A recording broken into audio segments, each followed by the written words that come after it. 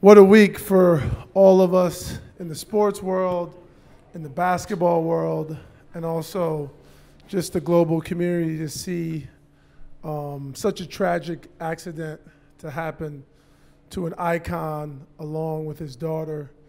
And as we know, there's 7 other people who unfortunately were on the helicopter. What a week. It's been emotional for all of us. Tough time, tough thing to deal with.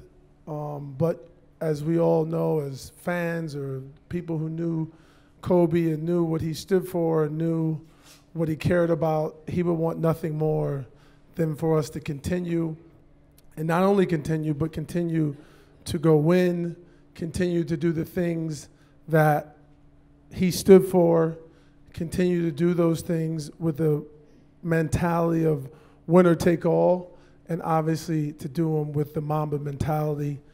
I was fortunate enough to know Kobe, got to spend time with him through going to the Olympics in 08 and 12 and being around USA basketball from my work with Nike, and being able to obviously spend time through my partner LeBron, and got to know him and really got to respect him. And I told him this one time we were spending time. I was never, growing up, he wasn't my favorite player. I wasn't like a fan, but the thing that he made you do, and when you come from a place like I do personally, it's actually the ultimate thing. You rather someone respect you than be a fan of you, and he really left you no choice but to respect him, and he was not going to do anything until he respected you, and he made me feel that way. And I think that's what his goal was for everyone, whether you liked him, loved him, or however you felt, you were going to respect him.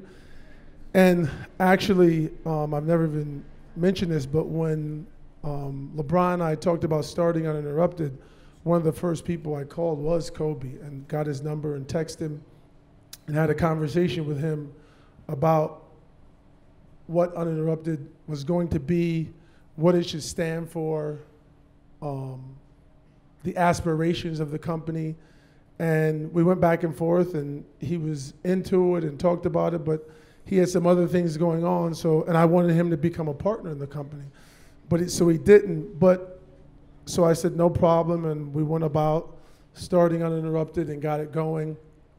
And literally, it must have been, it might not have been 3 months, maybe 6 months into us releasing some of our first pieces of content and really getting going. I got a random text from Kobe, and it just said, see what you're doing, love what Uninterrupted is doing, hit me if you ever need anything from me.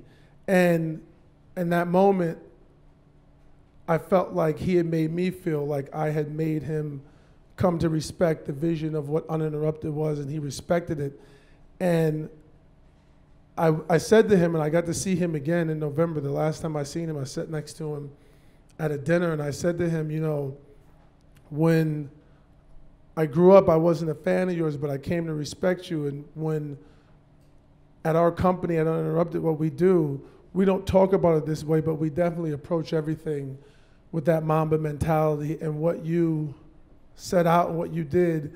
And I said to him, when you sent me that text that you saw what we were doing and you respected it, that was the moment when I knew we really had something in this company at Uninterrupted, and something that really meant something, and something that was going to mean something to the sports community, but even broader than that, to everybody who wanted to be more than. And that's what we really strive to do at Uninterrupted. Obviously, Kobe's not with us anymore, but he's still looking down on us. I feel like he still wants us to carry on the mission of what we've set out to do with everything that we do at Uninterrupted, and helping athletes become and tell their more than an athlete story.